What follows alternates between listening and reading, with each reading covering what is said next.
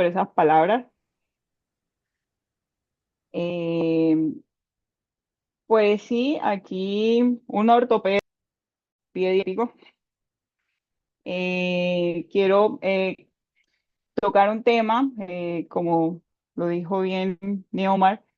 Siento que este es una patología huérfana, porque es una patología que implica muchas especialidades, pero que a la hora del tratamiento, manejo y seguimiento, pues tiende a ser olvidada por estas especialidades y tratan como de zapatear este tipo de pacientes, ¿no? No es fácil el manejo de estos pacientes, pero pues con dedicación y un trabajo multidisciplinar, muchos de estos pacientes llegan pues al éxito. Bueno, el tema es el abordaje quirúrgico en el food attack. Ustedes ya saben un poco más como internistas y demás de la fisiopatología de esto. Quiero hablar un poco más de la parte del manejo en la perspectiva de ortopedia, pero sin olvidar las otras em, especialidades que entran en esto. Bueno, yo pues, como bien lo dijo, soy ortopedista, pero tengo un entrenamiento en cirugía de pie y sobre todo en salvamento de pie diabético. Uno de los entrenamientos fue en San Elian, en México, con el doctor Fermín, que fue el autor de la clasificación de San Elian. Entonces, el Food Attack, para entrar un poco en materia, se define como un síndrome que se presenta como un ataque agudo o crónico del pie, caracterizado por una o más heridas, cuya etología, complejidad y No, gravedad. doctor Yundi, perdóname que te interrumpa, no, no está pasando la presentación. No No, sé si le das en modo presentación. espérame,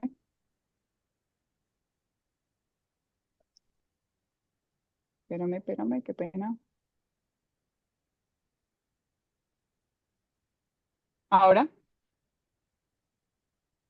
Está cargando.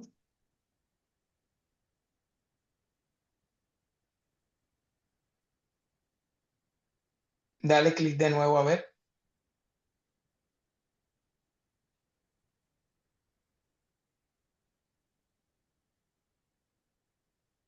¿ya? No, todavía. O sea, estamos viendo las diapositivas, pero no la estamos viendo en modo presentación. Oh,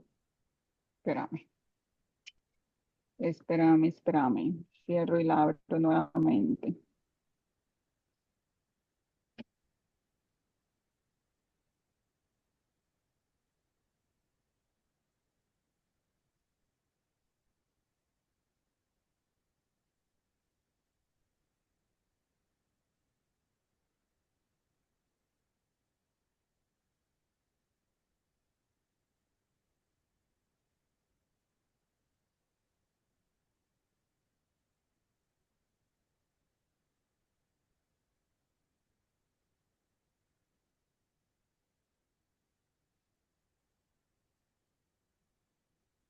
¿Y ahora? No, no, sigue viéndose así. No sé si tal vez dejas de compartir pantalla y vuelves a compartir. Creo que de esa manera sí se podría. Ok.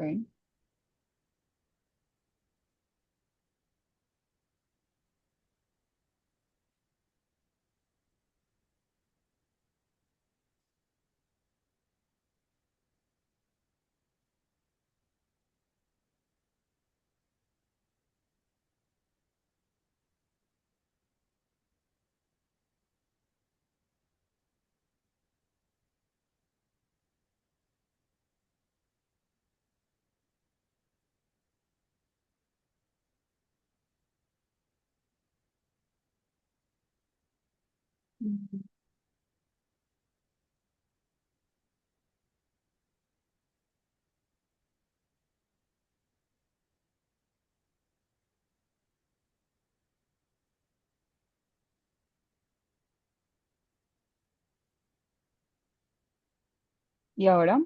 que ahora sí se ve perfecto. Gracias. Bueno, qué pena.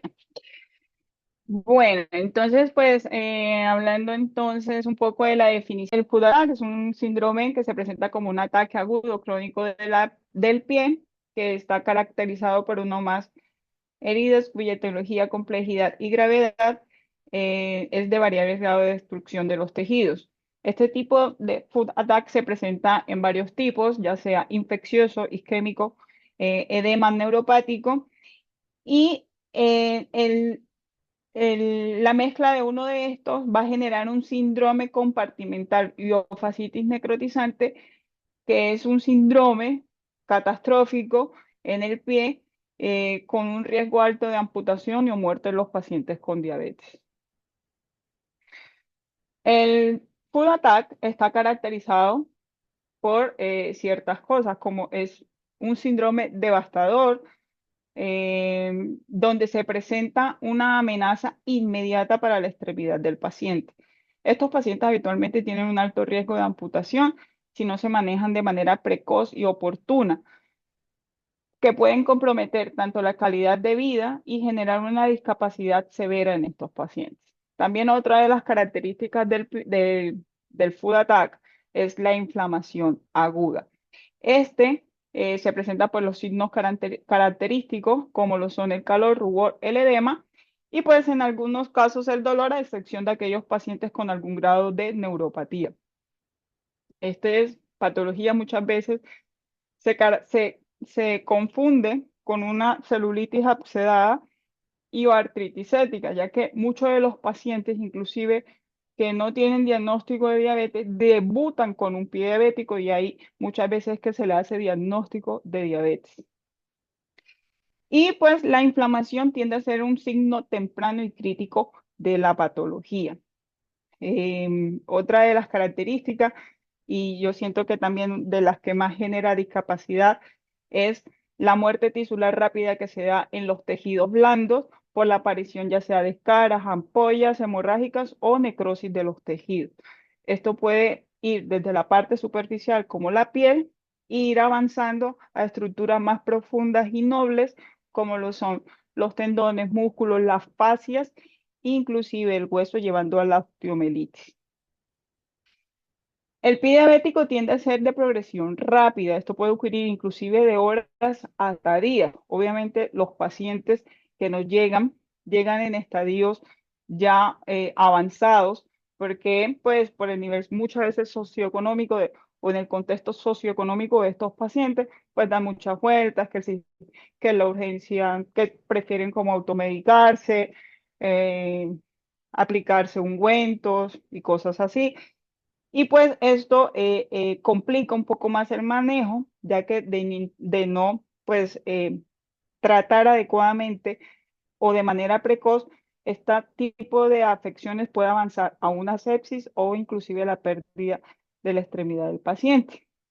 Y en aquellos casos un poco más graves de presentación de esta patología, está la respuesta sistémica importante. El paciente ya llega con signos de sepsis, fiebre, taquicardia, glucositosis, hipotensión, etcétera, donde ya se compromete el estado general del paciente y estos tienden a requerir ya de manejos un poco más avanzados, como es internarse en la unidad de cuidados intensivos, el uso de antibióticos de amplio espectro y pues eh, requieren inclusive por el estado que llegan de manejos un poco más agresivos.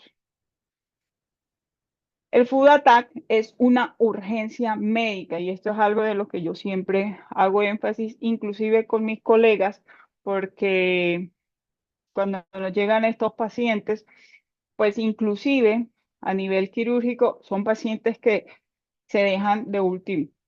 Inclusive cuando te ponen los programas de cirugía, los pacientes para lavado son los últimos que que te programan, con inclusive varios días de hospitalización. No, el ataque agudo del pie diabético es una urgencia médica, ya que cada día que pase es una oportunidad menos del paciente agravarse y es donde pone aumenta el riesgo de amputación.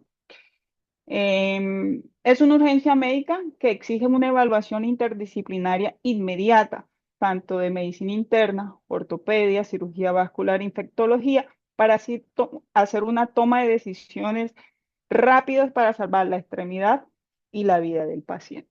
Uno de los lemas que tengo es no hacer amputaciones innecesarias. Muchas veces este tipo de pacientes o este tipo de pie que ven en la imagen es uno de los casos graves porque es un pie mixto donde hay necrosis, infección y edema. Y cuando ven un dedo con necrosis y gran edema fétido, eh, ya pues es como amputación y ni siquiera una amputación menor, sino que ya directamente es una amputación transtibial. Y eso es lo que yo quiero crear un poco de conciencia con los colegas y con las demás especialidades, de que es evaluar conjuntamente al paciente para tomar las decisiones adecuadas y correctas que vayan en pro de él. En San Elian, que es la escuela donde yo me he formado, se manejan varios tipos de ataques de pie. Tenemos el infeccioso, de Charcot o neuropático. Pues el Charcot es la clase más grave del pie diabético. Tenemos el isquémico, el edema y el mixto. Hay algo que se presenta dentro del food attack, que es la tríada compartimental del pie diabético, también conocida como la tríada de la muerte. Esta está dada por la infección, el edema y la neuropatía, inclusive más que la isquemia. En el pie diabético es importante tener conceptos, saber que mm, un food attack no es sinónimo de amputación mayor y no todos los tipos de pies eh, requieren sean para amputaciones. De hecho, la causa eh, más común en amputaciones mayores en el pie diabético es la isquemia, el pie diabético isquemo, inclusive por encima del infeccioso. Tenemos una de las complicaciones o de las presentaciones de ataque de pie diabético, que es el ataque isquémico. Esta está dada por una condición clínica súbita y grave del paciente con diabetes, donde se caracteriza por un cuadro de isquemia crítica en el pie con o sin úlcera, que puede evolucionar rápidamente hacia necrosis, pérdida de la extremidad si no se actúa de forma inmediata con un abordaje multidisciplinario. En el mundo ideal, pues la idea es cuando se presenta este tipo de pacientes tener a la mano un cirujano vascular o en caso tal, ahora veo muchos especialistas en hemodinamia que se atreven a hacer revascularizaciones de miembro inferior. De hecho, tengo un muy buen amigo que me dice, Yundi, si yo puedo revascularizar un corazón que está en movimiento, ¿cómo no te voy a revascularizar un pie? Entonces, es bueno tener esas iniciativas por parte de otros colegas, ya que muchos de estos pacientes terminan en amputaciones es porque no se hace una intervención rápida para mejorar la vascularización del pie. Sin sangre no hay vida. Entonces, si yo no tengo un pie vascularizado, pues difícilmente se puede hacer algún tipo de salvamento.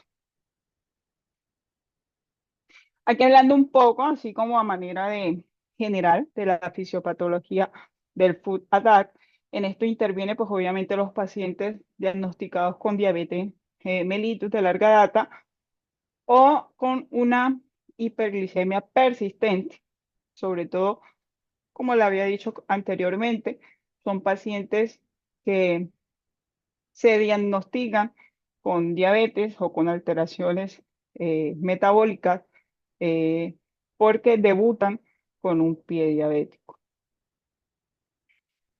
Bueno, dentro de la fisiopatología entra la parte de las neuropatías, las angiopatías, el edema, la isquemia y la infección.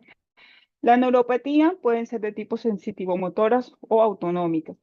Las sensitivo-motoras es cuando disminuye la sensibilidad y la propiocepción del pie.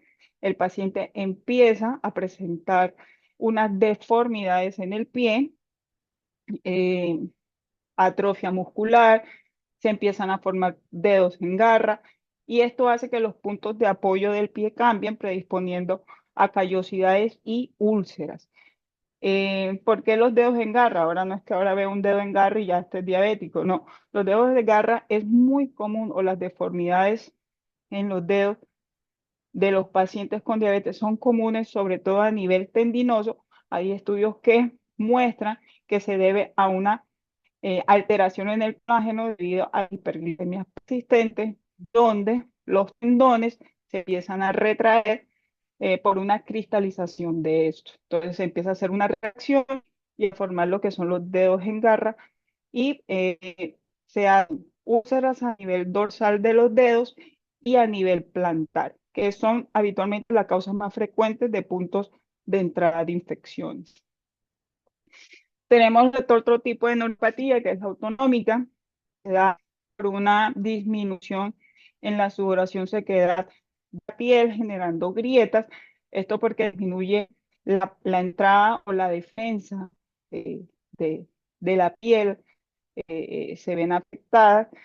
Y una forma grave de las neuropatías es el pie de Charcot, que pues lo que en la práctica es un mal, muchas veces mal diagnosticado eh, por la presentación, se termina catalogando como una celulitis, un- una celulitis inclusive accedada, y por la necrosis que empieza a darse a nivel de huesos, ya lo catalogan como una osteomelitis y no. Entonces, bueno, importante evaluar bien estos pacientes y diagnosticar bien el Charcot. Ahora tenemos también las angiopatías, que estas pueden ser capilares, venosas o arteriales. Más que todo se da por una presencia de microangiopatías o unas alteraciones de los shunts arteriovenosos y aumento de la presión capilar.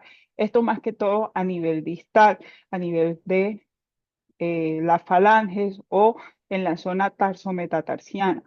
¿Listo? Y ya en casos más graves, las obstrucciones ya de vasos más grandes, que estas obstrucciones pueden ser a nivel femoral, del popliteo, de la tibioperonea. Y una de las cosas que me gusta también hacer énfasis es que los estudios eh, sobre todo los angioTAC y las arteriografías, demuestran las obstrucciones de estos vasos grandes, pero muchas veces no van más allá, sobre todo en los que se ven afectados por el pie diabético, y es a nivel de pronto maleolar, a nivel del arco plantar, entonces, que es donde se dan micro trombos que necrosan las falanges. Este tipo de, de angiopatías van a generar una hipoxia, una isquemia e hipoxia en los tejidos, generando así la necrosis tisular.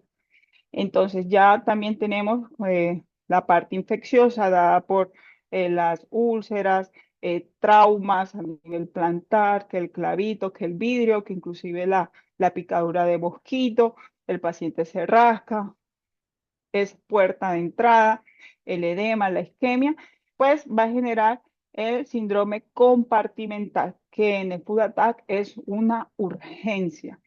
Eh, ¿Qué es lo que buscamos en el food attack? Un tratamiento precoz, oportuno, rápido, ya sea físico, químico y o mecánico, para llevar a este paciente a un proceso de cicatrización rápido y entrar así a un pie en remisión. ¿Por qué hablamos de pie en remisión? Porque estos pacientes, pues como yo digo, siempre van a ser clientes fieles. Esto no se cura, se controla. El pie entra en remisión, pero no podemos decir estás de alta. Estos son pacientes que cuando entran en remisión, pues constantemente tienen que venir a controles cuando se le hace un manejo quirúrgico, un adecuado calzado para evitar pues las recidivas por úlceras y demás.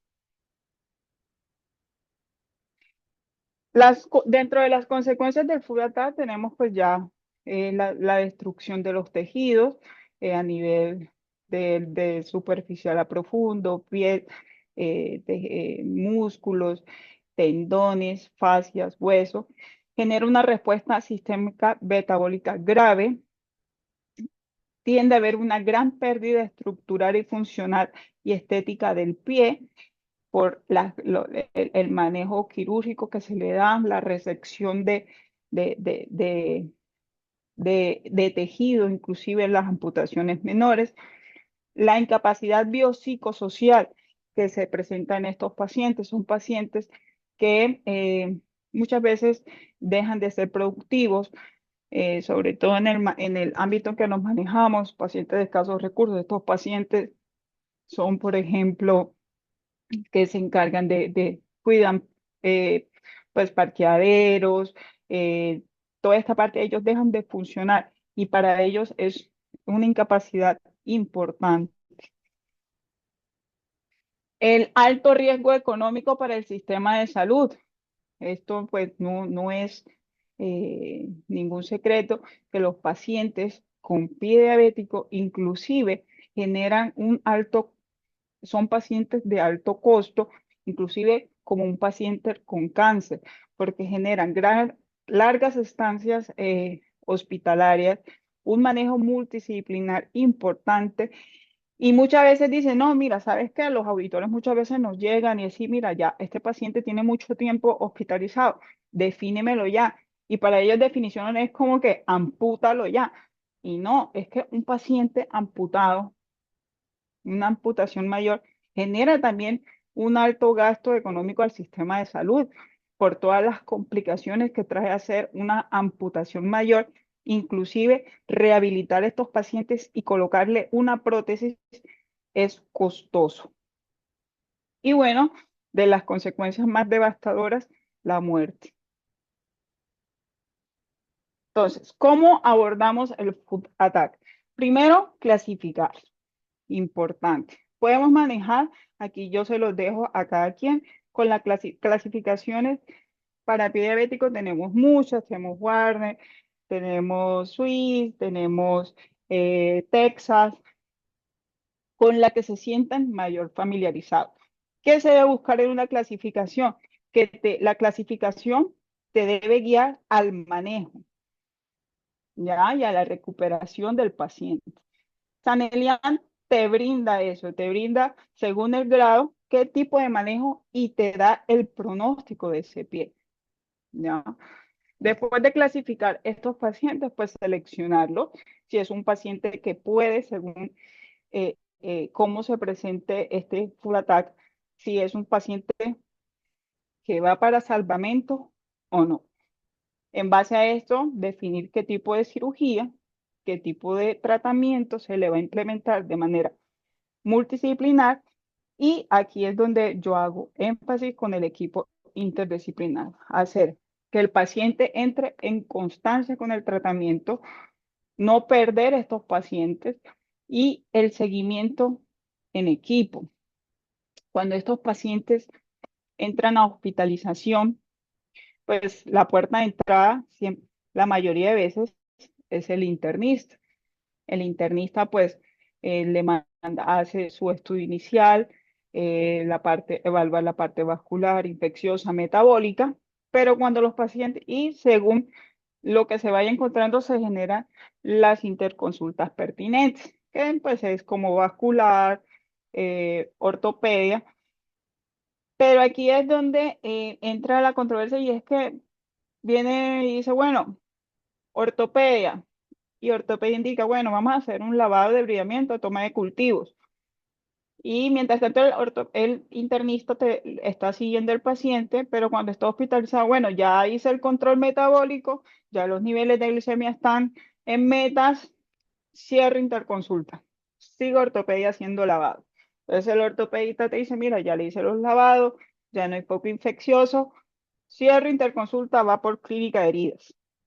Si el paciente en caso tal tiene algo vascular, valoración por vascular, vascular te dice sí puedo revascularizar, no puedo revascularizar, si es para bypass, etcétera, pero como no, cierre interconsulta por vascular. Entonces, a lo que les dije al principio, es un manejo multidisciplinar donde se le debe brindar al paciente acompañamiento constante, seguimiento constante en equipo, porque esto es la base angular del tratamiento y del éxito del pie diabético, ¿ya?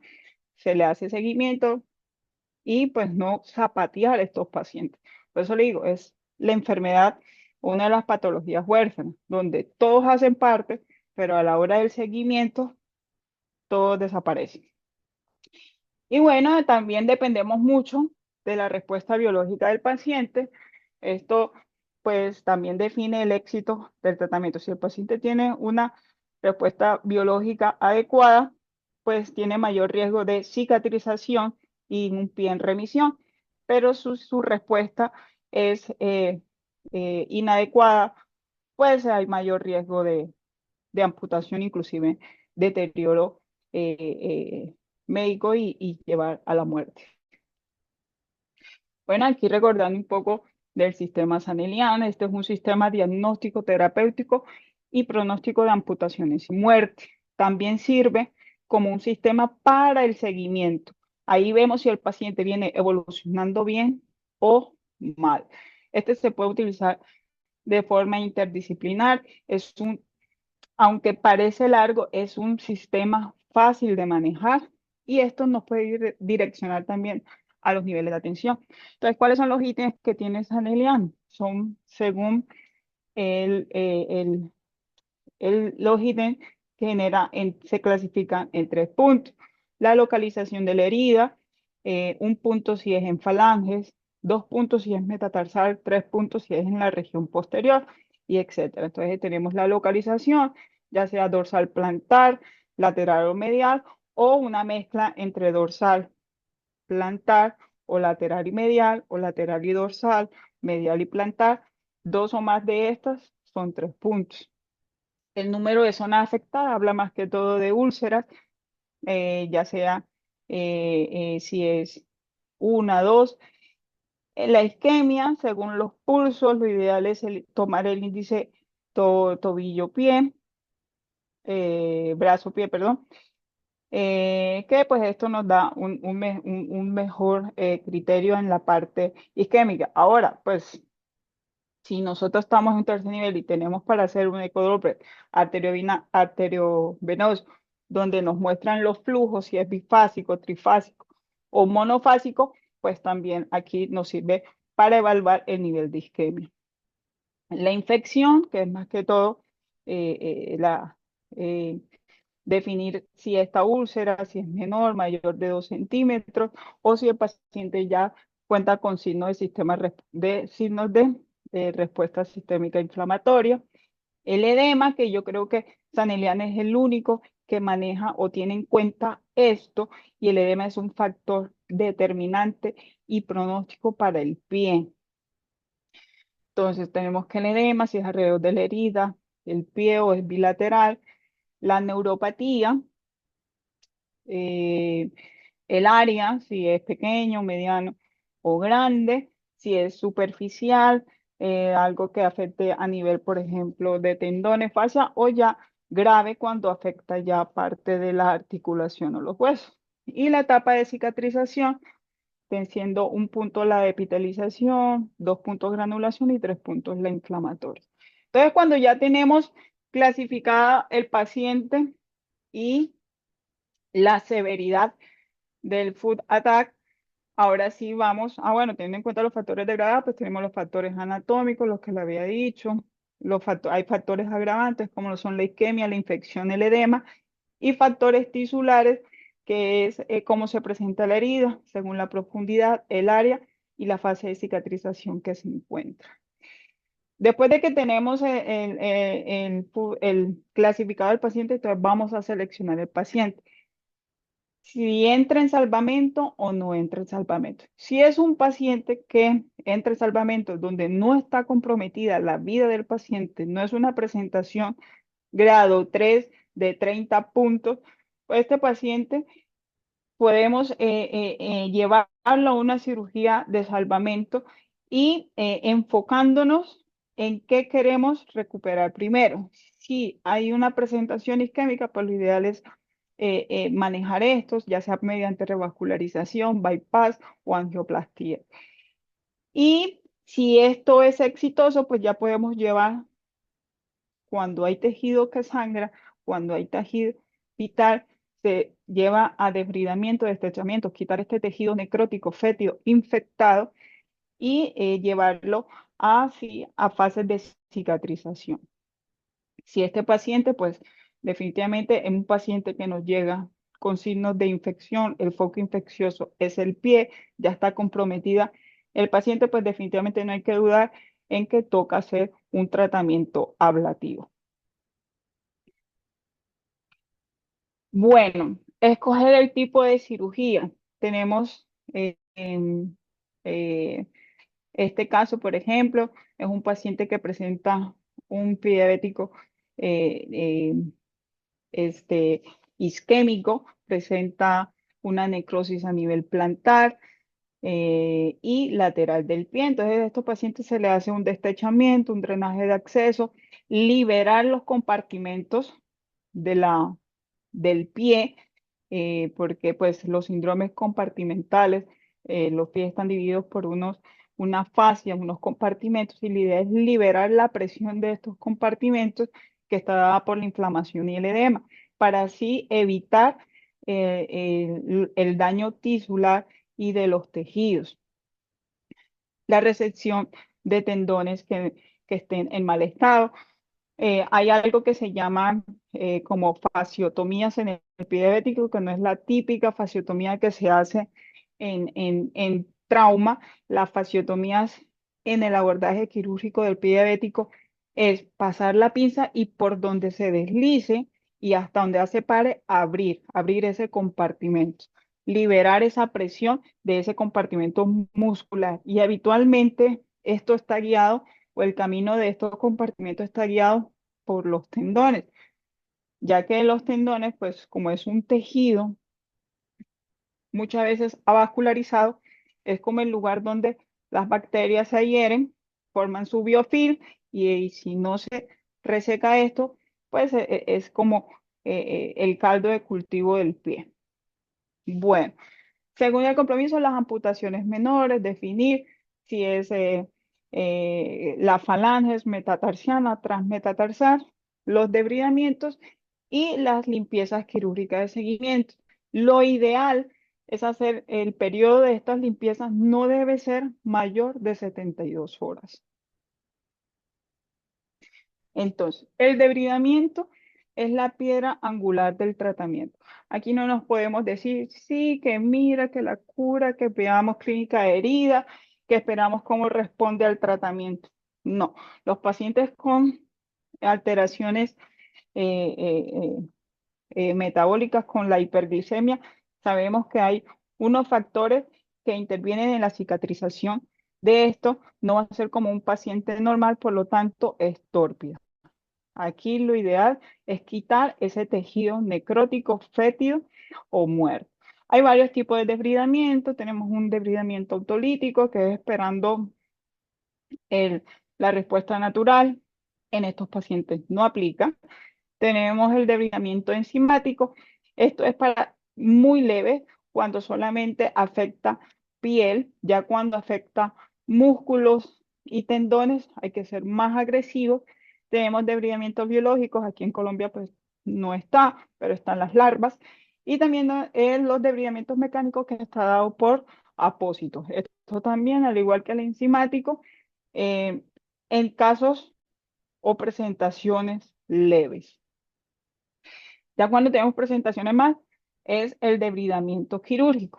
Aquí lo puse. Ningún apósito va a sustituir el bisturí. De hecho, yo siempre digo, el mejor antibiótico que hay para los pacientes con pie diabético es el bisturí. es retirar ese tejido eh, eh, eh, necrótico, fétido, friable, esa fibrina se retira con bisturí. Hay varios desbridamientos quirúrgicos, tenemos unas tecnologías que están llegando, que son buenas, donde se respeta los tejidos nobles, donde se quita o se trata de preservar lo más que se puede el tejido sano, y esto está en la hidrocirugía o el Versayet. Hay otros tipos de tecnología como la terapia MIS, que es mediante ultrasonido, o Coblation, que es mediante radiofrecuencia, pero estas son muy costosas. Entonces, esto, aquí de pronto en Colombia es mucho más común la hidrocirugía con Versayet. Si no, el bisturí es el mejor amigo de los cirujanos. Bueno, entonces, emplear la terapéutica correcta en el Fudatal. Primero, eh, la le- clasificar el paciente, definir si el paciente va o no para salvamento.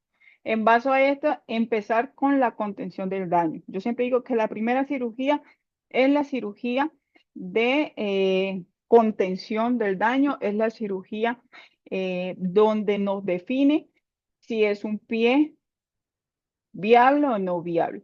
En este tipo de cirugías se hace la descomprensión del síndrome compartimental, desbridamiento, destechamiento, secuestrectomía si hay compromiso óseo, retirar o avivar el tejido óseo, hacer las amputaciones menores que requieran, y bueno, ya en casos más graves es cirugías mayores o desarticulación. Siempre, siempre tratar de las amputaciones, hacerlas lo más distal posible. Si es una amputación mayor, si es transtibial, hacerlas lo más distal posible. Recuperar el flujo, importante sobre todo en aquellos pacientes con eh, con pie diabético isquémico, la angioplastia, el bypass y la revascularización. Y ya cuando esto eh, se, se, eh, se recuperó la parte de flujo y se contuvo el daño del tejido, se retiró, se resecó todo ese tejido, ahí sí empezar en estos pacientes, y el control de la infección también, ver qué tipo de cirugía se le puede dar para acelerar en la cicatrización. Esto ya sea injertos, colgajos, suturas de afrontamiento, colocación de sistemas de presión negativa y también el uso de biotecnologías como los factores de crecimiento. En estos pacientes es muy importante acelerar esto. Entre menos expuestas, menos abierta esté la herida, menor recidivas. ¿Ya? Y bueno, ya después de esto, mejorar la función mecánica del paciente mediante cirugías correctivas, en el caso del pie de Charcot, o cirugías mínimamente invasivas, por ejemplo, en aquellos pacientes con dedos en garra, hacer la, las tenotomías para liberar el tendón, mejorar, y el calzado. Es muy importante después de estos pacientes de ser operados y llevarlos a un proceso de cicatrización, mejorar el calzado.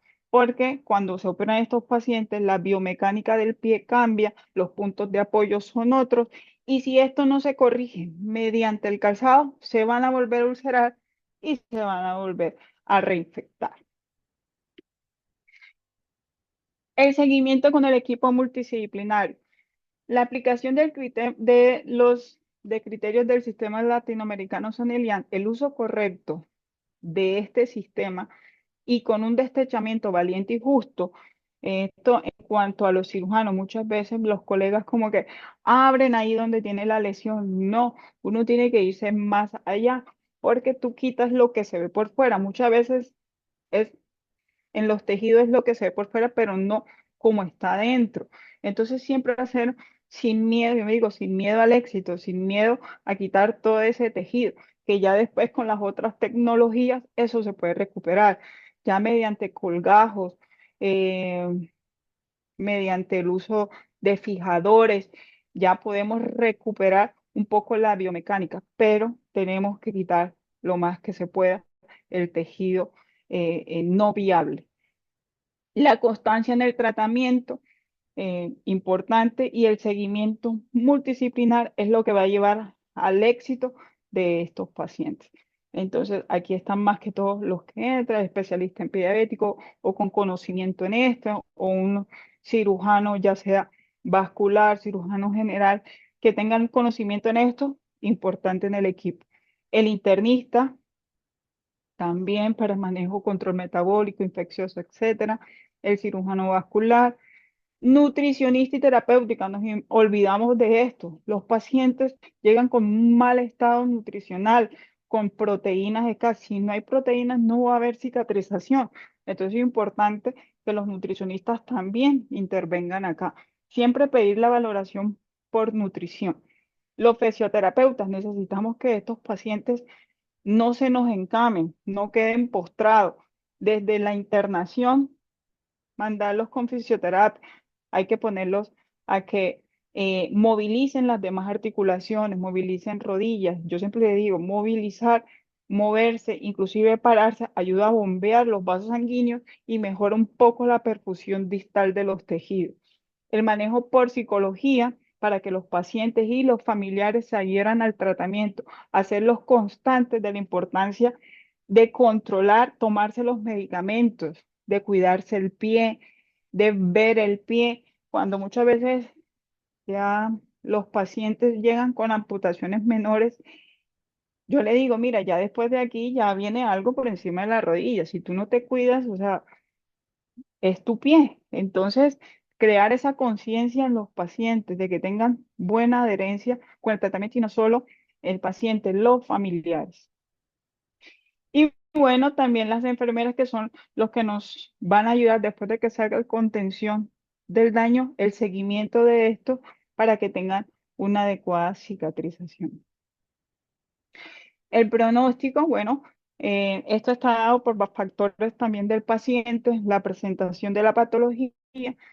En aquellos grados leves va a haber una probable cicatrización de la herida, que entre un paciente, es un paciente que va a tener mayor probabilidad de entrar en un pase en remisión, un pie en remisión mucho más rápido. En aquellos pacientes con una clasificación moderada, tiene la amenaza de la pérdida de una parte del pie, ya sea por falanges, metatarsianos, etcétera.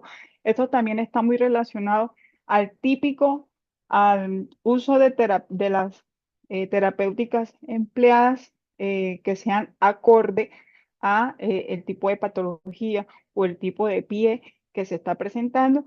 Y también vamos muy de la mano a que el paciente tenga, perdón, una buena respuesta biológica. Y ya en los grados severos, ya son pacientes que tienen un mayor riesgo de una amputación mayor, inclusive una amenaza de pérdida de la vida. Y esto está porque los pacientes tienden a tener una respuesta biológica muy pobre. Bueno, entonces, pues aquí mostrarles unos casos eh, de pie diabético. Estos pacientes que les voy a presentar son pacientes que atendimos inclusive con Neomas en gestión salud. Bueno, este es un caso, es un paciente de 57 años con antecedente de diabetes, aproximadamente 14 años. Ingresa por una úlcera en la cara externa del quinto metatarsiano del pie derecho.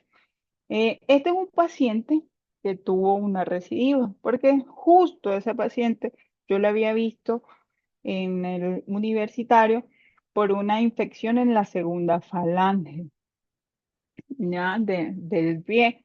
Se le hizo una cirugía, se recuperó, entró en remisión, pero bueno, este es un paciente que desafortunadamente, de hecho, volvió este año con un control metabólico pobre, no se aplicaba la insulina. Paciente, bueno, la lesión, ahí la pueden ver en la parte externa del quinto metatarsiano, que se extiende desde la región dorsal a la región metatarsal.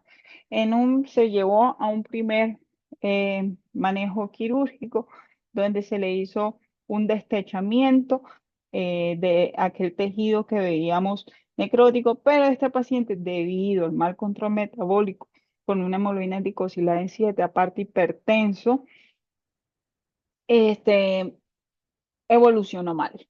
Tuvo una mala evolución, una evolución tórpida, ya que al tomar cultivos o hacer la prueba del estilete en el metatarsiano, vimos que estaba con...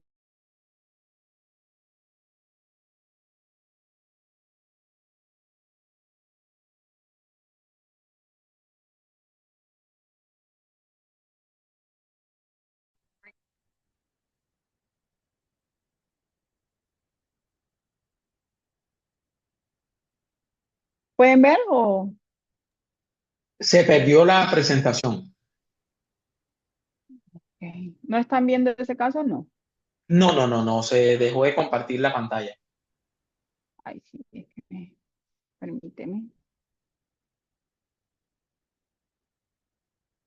Ah, compartir.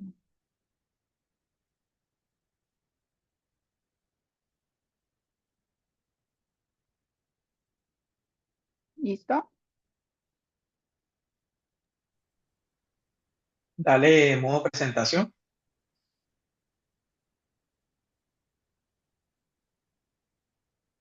¿Listo? Y ahora sí, listo, perfecto. Bueno, ahí me siguen, ¿no? O perdieron la anterior también. No, no, ya ahí te seguimos.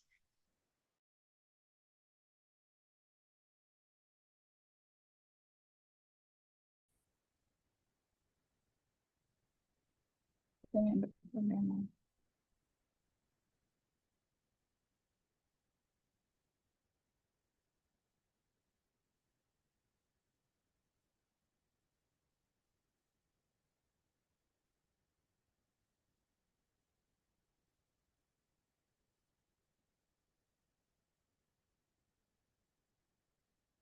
Bueno, este paciente se llevó a un segundo tiempo quirúrgico donde se hizo una amputación del tercer cuarto artejo y se hizo una resección de las cabezas del cuarto y quinto metatarsiano.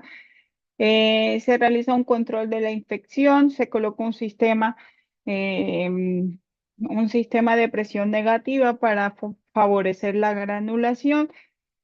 Se hace un control metabólico del paciente y este paciente le damos egreso, así con este tipo de herida, con clínica de heridas y aparte coayuvado con el factor epidérmico recombinante de crecimiento humano, que es el, pues aquí en Colombia se conoce como el EpiProp. Entonces, se le da el egreso al paciente para que continúe culminando el tratamiento antibiótico, la clínica de heridas, se le coloca mediante clínica de heridas el uso de apósito especializado para controlar el biofilm, se le da egreso con el factor recombinante y se le da la indicación de no apoyar el miembro. Aquellos pacientes que están en salvamento posterior a cirugía o están en un proceso de cicatrización, importante quitarle la carga al pie. ¿Por qué? Yo les hago la explicación a ellos de que el pie es un tomate. Si tú estás apoyando ese tomate, pues se va a aplastar. Pasa lo mismo con los tejidos. Si tú le estás dando carga a ese pie, los tejidos sufren, pueden recaer en infecciones y no va a cicatrizar. Entonces es importante quitarle la carga a estos pacientes. Aquí tenemos al paciente cuando empieza su tratamiento con el factor en su aplicación quinta, en su aplicación 14, en la 22, y aquí lo tenemos ya en la fase final con una proliferación de tejido de granulación, un cierre de la herida. Este tipo de factores me gustan porque similan mucho la piel, es una piel fuerte, no es una piel débil. Y bueno, importante, el paciente conservó la extremidad y mejora su calidad de vida.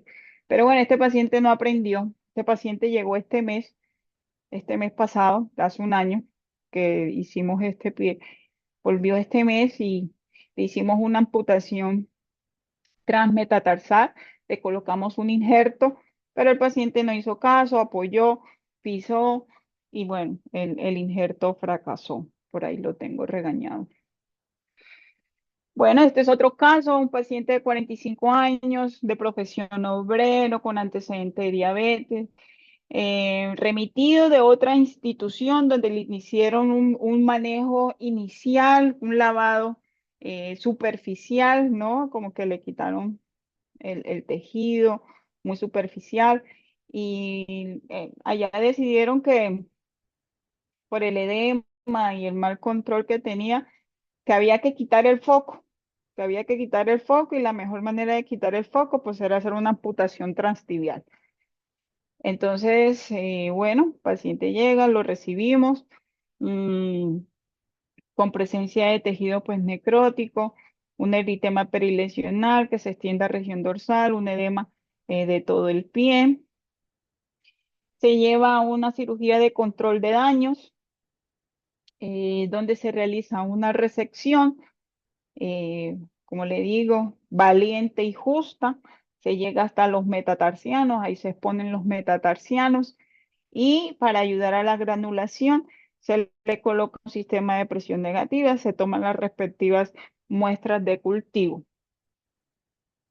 Aquí tenemos al paciente con dos aplicaciones de sistema VAC, posterior control de infección, se obtiene un adecuado recubrimiento de tejido óseos. Ahí vemos que ya ahí son unos tendones los que están ahí expuestos. Y a este paciente se le da también egreso con el factor coadyuvado en clínica de heridas. Y bueno, aquí tenemos ese gran cráter que tenía en el pie, cómo granuló y cómo llegó a la epitelización. El paciente preservó su pie y sigue en su, se le puso un paciente muy juicioso. Él después de esto se envió para hacerle un adecuado calzado y bueno, el paciente todavía sigue laborando. Esta fue otra paciente, también la atendimos en, en gestión salud. También vino con indicación de amputación por una necrosis, edema, infección, ese pie fétido, hasta decir no más, tenía aburrido a todos los médicos, enfermeras y familiares. Em, entonces, pues, vemos que es un Salnelian grado 3 severo, porque pues eh, está con un ataque mixto, con edema, isquemia, infección. Se le hace pues una cirugía donde se lleva a la amputación de esos dedos que estaban ya comprometidos, isquémicos. Este paciente se le dice isquémico, si bien no tuvo una obstrucción de una arteria grande, como la poplitea, sí tenía la ateromatosis difusa que siempre aparece con flujo bifásico, y el vascular dijo no le iba a hacer tratamiento, que amputar. Y decía, ese vascular tiene alma de ortopedista, que amputara transtibial. Pero bueno, le hicimos una amputación de los, del segundo al quinto artejo con resección del cartílago de las cabezas de estos metatarsianos, del segundo al quinto metatarsiano. Y sí, tenía una isquemia, pero era porque tenía a nivel quirúrgico, cuando se hizo la resección de estos artejos, eh, las colaterales interdigitales estaban trombosadas. Y esto yo lo denomino como una trombosis infecciosa. La misma infección generó esta trombosis en los vasos colaterales de los artejos, generando la isquemia. Bueno, se le hace control de la infección, un control metabólico. Este paciente se le colocó un sistema VAC hasta que se logró una buena tejido de granulación y procedimos a hacerle autoinjerto de piel del muslo, se lo colocamos y bueno, aquí vemos cómo se adherió bien, una paciente juiciosa y aquí la tenemos caminando feliz, la llevamos a que eh, siguiera con su manejo con medicina interna, ortopedia, y se le llevó y se le educó acerca del uso de un calzado adecuado según la nueva mecánica del pie. Este es otro paciente, este es un paciente que hasta el infectólogo me dijo que lo amputara.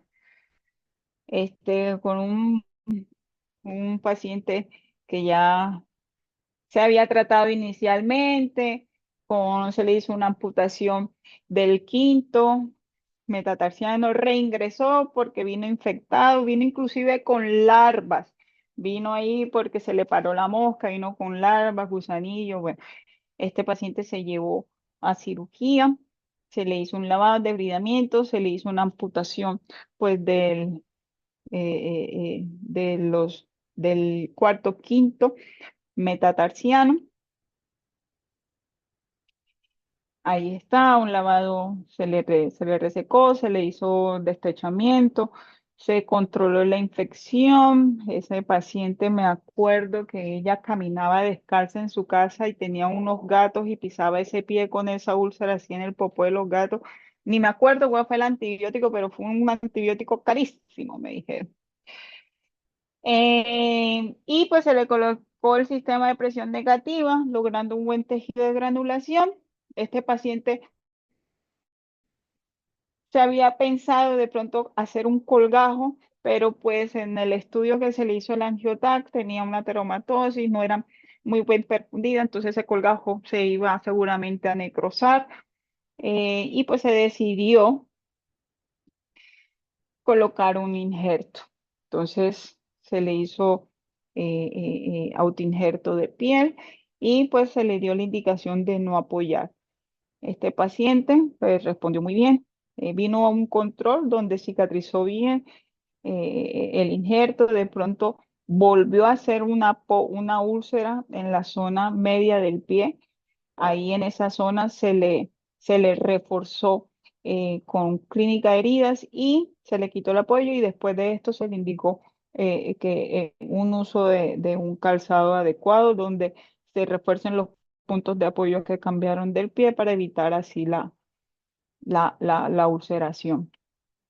Entonces, no olvidar. Primero, implementar un sistema de clasificación con los que ustedes se sientan a gusto, familiarizados, y que éste les permita empezar a emplear el manejo que requieren estos pacientes. En mi caso, pues el Sanelian para mí es muy bueno, sobre todo para la práctica quirúrgica. Conformar el equipo multidisciplinario. Yo hablo mucho con Neomar, con los donde yo trabajo para hablar un mismo idioma, con el infectólogo, con el vascular, como decir, mira, colabórame si le vas a hacer, no le vas a hacer, defíneme el paciente, porque en base a eso es lo que yo le puedo ofrecer al paciente. No durar en derivar al paciente al nivel que corresponde. Si necesita que lo vea vascular, vascular. Si necesita, pues definitivamente una amputación, una amputación.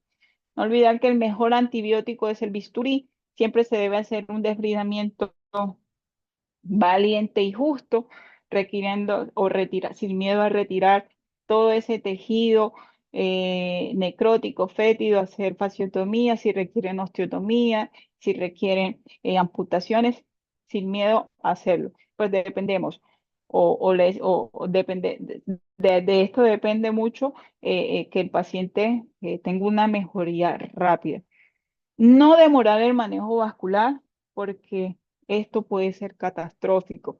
Si el vascular no me define al paciente, pues estamos dando a que este progrese. Ya sabemos que la necrosis se puede extender a una infección, es caldo de cultivos, y esto, si empezó en algo distal, ya puede ir hasta algo más proximal, y es lo que yo le digo a los pacientes: tenemos que evitar el tratamiento salchichón, que es ir cortando por pedacitos. Entonces, por eso también es muy importante el, el- la intervención del vascular y definir.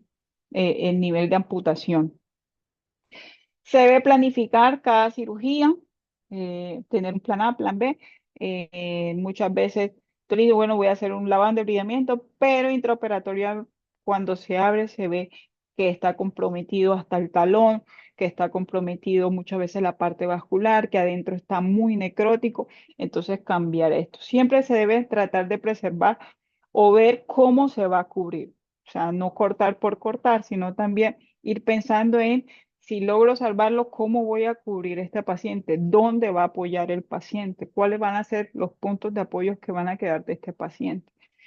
Y pues, importante también no apresurar la amputación mayor. Si tenemos un paciente que el pie es completamente fétido, necrótico, pues no decir de una vez amputación mayor, por lo menos hacer una cirugía de salvataje y según lo que se encuentre, pues después de esto sí se toma la decisión. Obviamente, si ya el paciente está en un estado de sepsis, pues un estado grave donde se está comprometiendo la vida, pues sí toca ser ya más agresivos y definir ahí sí la amputación mayor. Bueno, esto es así lo que tengo por decir del manejo del prediabetes. Hay muchas cosas por decir, pero pues traté de hacerlo muy ameno. Es un tema que me apasiona mucho, que me gusta mucho, que me llamó mucho la atención. Y bueno, aquí nadie es tan perfecto para no necesitar ayuda, ni nadie es tan inútil para no darte. Espero que les haya Así es. gustado, no sé. Muchísimas gracias, doctora Yundi. Excelente presentación. Yo creo que el mensaje de la doctora Yundi, sin querer ser reduccionista, es claro. El salvamento de la extremidad salva vidas. Aquí cuando estamos salvando una extremidad de una amputación, no estamos salvando solamente que una persona camine o que una persona sea funcional. Estamos salvando la vida. Desde el estudio de Larson clásico del año 98, sabemos que el pronóstico de un paciente que se amputa no es bueno. Cuando yo amputo a un paciente, a los 2 años, la mitad tienen la amputación del miembro contralateral y la mortalidad es altísima. Al año se muere el 15%, a los 2 años se muere el 36% y a los 5 años se muere el 68%. O sea, mientras yo prevenga la amputación en un paciente diabético, eh, voy a garantizar sobrevida. La amputación es un marcador aislado de aumento de mortalidad en el paciente diabético. Por eso es que particularmente en este punto me encanta trabajar estos pacientes con Yundi porque es probablemente la única que me ha dado ese soporte para tratar de salvar las extremidades de pacientes que inclusive valorados por otros servicios multidisciplinarios ya se habían definido amputación. Y esos pacientes los vemos a los meses y ya están caminando. Aquí, complementando el abordaje de nosotros como internistas, buen control metabólico, prevención secundaria cardiovascular, por favor. Algo que hemos notado y que discuto mucho con mis colegas y ahora en la sesión de preguntas y de aportes lo extenderemos más, pero recordemos que en la enfermedad arterial periférica el protocolo COMPASS con la combinación de ASA con rivaroxaban de 2.5 son los que más reducción de amputación hemos logrado y muy pocos pacientes vemos que se manejan con el protocolo COMPASS. Inclusive el beneficio del protocolo COMPASS se extiende hasta los pacientes revascularizados con stent, como lo vimos en el estudio Voyager. Adicionalmente, cuando el paciente nos llega a la consulta, por favor, quítenle el zapato y revisen el pie. Las guías de International Working Group nos dicen cada cuánto hay que revisarle el pie.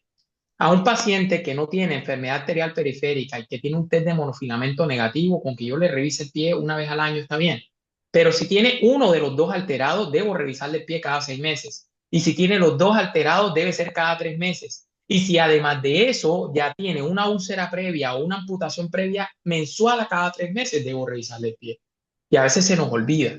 Tenemos al paciente con los zapatos y no le quitamos el zapato en la consulta. Hay que revisarle los pies, revisar que el calzado del paciente sea el adecuado. La úlcera en el paciente diabético es la principal causa de discapacidad e incapacidad laboral de estos pacientes. Y lo vemos todos los días en los servicios de urgencia. Adicionalmente, invitamos al doctor Ricardo Díaz, que en este momento se encuentra en el auditorio. para que nos complemente la parte del manejo antimicrobiano. Adelante, doctor Ricardo, puedes abrir el micrófono. ¿Qué maneo? ¿Cómo les va a todos? Buenas noches. ¿Sí me Bien, Rica, escuchan? gracias a Dios. Sí, te escuchamos perfecto. Bueno, pues para no alargar tanto la noche, pues cositas claves en relación al tratamiento de la parte del manejo antimicrobiano. Recordar los microorganismos que más comúnmente vamos a buscar. Va a depender mucho del grado o compromiso que tenga la extremidad. Imaginémonos que solo vamos a ver una lesión con una celulitis, la úlcera con celulitis. Normalmente lo que esperaríamos serían estreptococos y estafilococos. En el caso que eso también alguna literatura lo clasifica como infección leve o compromiso leve. El compromiso otro que le habla moderado es en los cuales presentamos adicional a esa celulitis que no es extensa, sino que es la leve, la que se presenta extensa, que normalmente tiene más de 2 centímetros de extensión de la úlcera, se presenta con necrosis, se presenta con abscesos, compromiso de tenosinovitis, compromiso plantar, ¿sí? Y tenemos la que se considera grave, en la cual hay ya compromiso sistémico, ¿sí? Y la osteomielitis que la tratan por separado también. Pues normalmente en las formas leves, lo que uno espera de estafilococo y estreptococos, en las formas moderadas y graves, le adicionamos los bacilos gram negativos, principalmente los enterobacterales, más que los no fermentadores, y los anaerobios. Normalmente los no fermentadores uno los espera en pacientes que han tenido múltiples intervenciones, principalmente tejido macerado, que es ese tejido que se ve como con un tejido que se ve muy húmedo, ¿sí? Exposición a tejido biológico, tierra, líquido, humedad. Esperamos los no fermentadores. Normalmente el tiempo de tratamiento depende de la forma de presentación de la infección. Las formas leves, como la celulitis, se van a tratar exactamente igual que una celulitis, adicional a todo el manejo que ya la doctora ha dado, que vendrían siendo 5 a 7 días. En las formas moderadas, dependerá de la profundidad de la infección. Las formas de acceso son drenaje del acceso y 7 a 10 días posterior al drenaje del acceso. Las formas en las que hay tenosinovitis son 2 semanas en promedio. Lo mismo que las formas de fascitis. No estamos hablando de fascitis necrosante, son fascitis, compromiso infeccioso de ese tejido, de la fascia plantar. Y en las formas de osteomielitis, hay evidencia que ha comparado los tiempos de 12, 6 y 3 semanas. Y en el caso explícito de pie diabético, la osteomielitis asociada a pie diabético, pues es de las que menos tiempo le podemos dar. Hay estudios de no inferioridad que han demostrado que 3 semanas de antibiótico es suficiente y tiene éxito. Eh, en cuanto a qué antibiótico utilizar, pues basándonos en la epidemiología, vamos a poner el ejemplo de Colombia, Cartagena explícitamente. Eh, si uno le comienza a revisar, por ejemplo, las guías de la IPSA, eh, habla mucho de identificar si hay factor de riesgo para estafilococo meticilino resistente o no. En el caso de Colombia, no tenemos una alta incidencia y alta prevalencia a la vez de estafilococo meticilino resistente. Si nos vamos a la costa, es todavía mucho mayor, en promedio entre un 40 a 60% de meticilino resistente, que eso es un porcentaje muy alto, tan alto que casi que cuando uno piensa en una infección por Staphylococcus aureus, deberíamos siempre cubrirlo como meticilino resistente de manera empírica. Pero en este caso podríamos utilizar ya sea clindamicina o trimethoprim sulfa, ¿sí? En las formas leve a moderada. En las formas graves, en las que hay compromisos sistémicos, sí pensaríamos en utilizar vancomicina o linezolid, dependiendo de la evolución del paciente, de su función renal, si tiene alguna contraindicación para el uso de alguno de esos fármacos. Cuando queremos cubrir los bacilos gram negativos y los anaerobios, pues ya ahí la cosa se pone un poquito más difícil debido a que, por ejemplo, aquí en Colombia tenemos una alta resistencia por parte de las enterobacteriales a muchos antibióticos. Las quinolonas, que son de las más recomendadas en las guías, no nos sirven a nosotros, digo que nosotros tenemos un alto porcentaje de resistencia. Las trimetoprim sulfa es un poquitico una moneda al aire en el que en algunas situaciones nos va a servir, otras no, porque dependiendo de la zona geográfica donde nos encontremos, podemos tener resistencias de más de el 20 a 30%, que ya sería como una contraindicación para utilizarlo de manera empírica, ¿sí? Eh, pero no tendríamos una ventaja al utilizar trimetoprim que nos cubriría la parte de los povos gram positivos, los bacilos gram negativos. Pero adicional no cubriríamos los anaerobios. Entonces, una opción terapéutica podría ser la combinación de trimethoprim sulfa con metronidazol en las formas moderadas en las que pensamos en anaerobios y bacilos gram negativos, ¿sí? U otra forma que también alguna literatura identifica es ya la combinación de múltiples fármacos en la que se les puede utilizar ya sea la clindamicina para el cubrimiento de los anaerobios y de los pocos gram positivos, con cefalosporina ya sea de segunda generación para el cubrimiento de los bacilos gram negativos. Que ahí también quedaríamos como un poquito limitados porque la clindamicina también en nuestro medio hoy en día cada día nos sirven menos para los anaerobios por las altas tasas de resistencia. Entonces, más que la terapia antibiótica empírica, aquí lo que tenemos que tener en cuenta es qué tan rápido llevamos al paciente a la intervención quirúrgica para la toma de cultivo y el rápido direccionamiento del antibiótico cuando salga el resultado de microbiológico. Entonces, por ejemplo, tomamos la situación de gestión salud. En gestión salud se tiende a utilizar trimetoprim sulfa. Por epidemiología está bien. Si nos damos cuenta, la mayoría de los gram negativos que tenemos en gestión salud son sensibles a trimetoprim. Estamos hablando de bacilos gram negativos que no hacen referencia a la vía urinaria, sino en las infecciones de piel y osteoarticulares.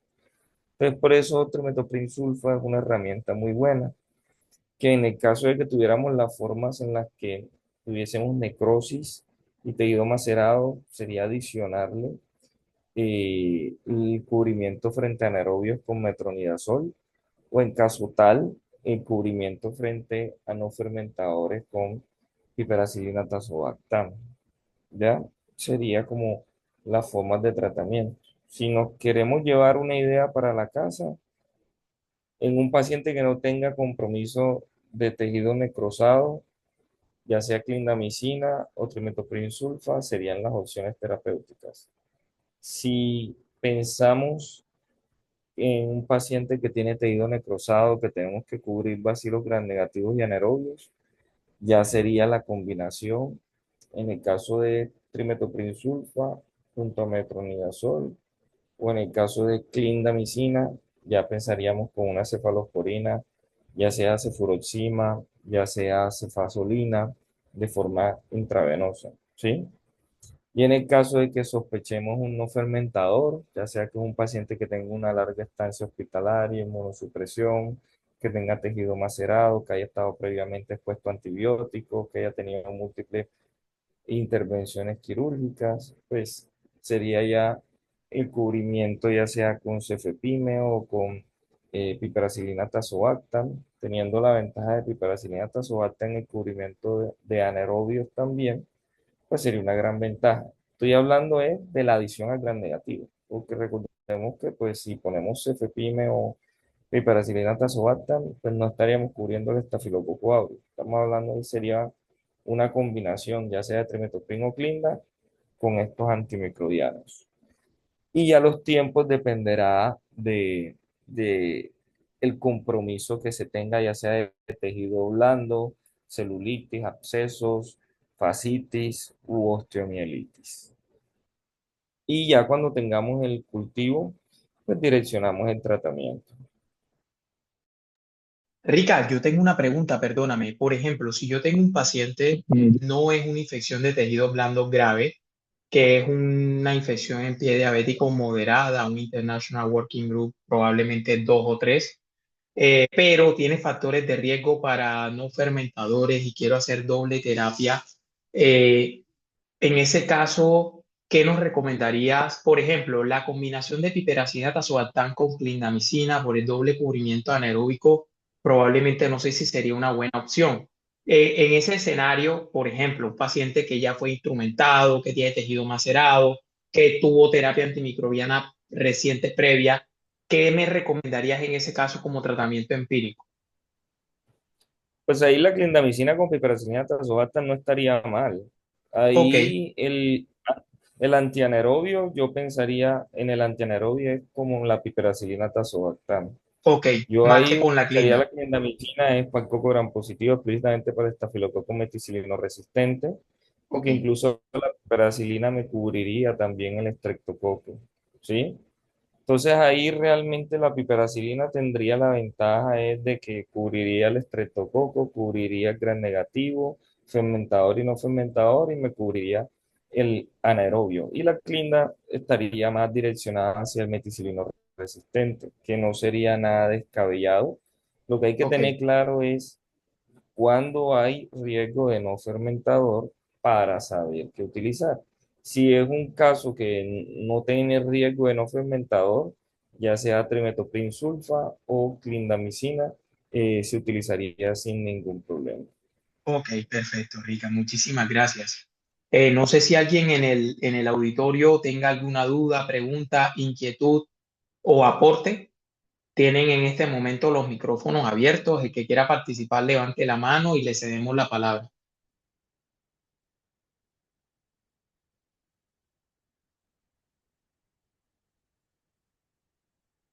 Otro mensaje que también quiero dar, no se les olvide la revascularización de la enfermedad arterial periférica.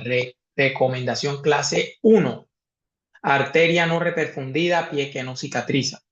¿Sí? Entonces, siempre el manejo de la enfermedad arterial periférica va a ser uno de los pilares del manejo de paciente con una úlcera de pie diabético, siempre y cuando tenga una vasculopatía.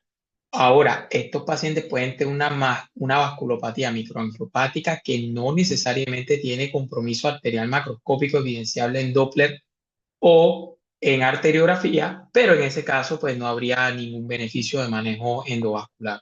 Pero los pacientes que tengan enfermedad arterial periférica evidenciable por estudio ultrasonográfico Doppler, sin lugar a dudas, el manejo endovascular es recomendación clase 1. Encontramos unos mensajes en el chat. Doctor, gracias, muy buena presentación.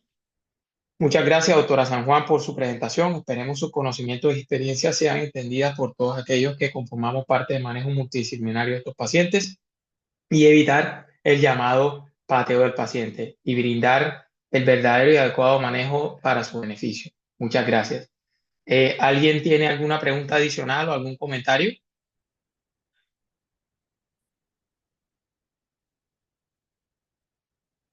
Bueno, no habiendo dudas ni preguntas, damos por finalizada la revisión del día de hoy. Doctora Yundi, muchísimas gracias. En verdad, sé que este tema te apasiona, creo que comparto esta pasión contigo y espero que así como nosotros nos hemos comprometido en tratar de salvaguardar estos pies, asimismo todos los que nos dedicamos a atender pacientes diabéticos, entendamos la importancia del salvamento de las extremidades. Doctora Yundi, de verdad, muchas gracias, gracias a todos por conectarse y que pasen un feliz resto de semana. Doctor Ricardo, gracias. Muchas gracias a todos, que pasen buena noche y pues bueno, Aquí me tienen a cualquier duda, pregunta, en lo que les pueda ayudar por fuera. Yo estaré ayudándoles a direccionar un poco a estos pacientes cuando se les presente en la práctica. Que tengan buena noche, muchas gracias. A ti, Neomar, por la invitación.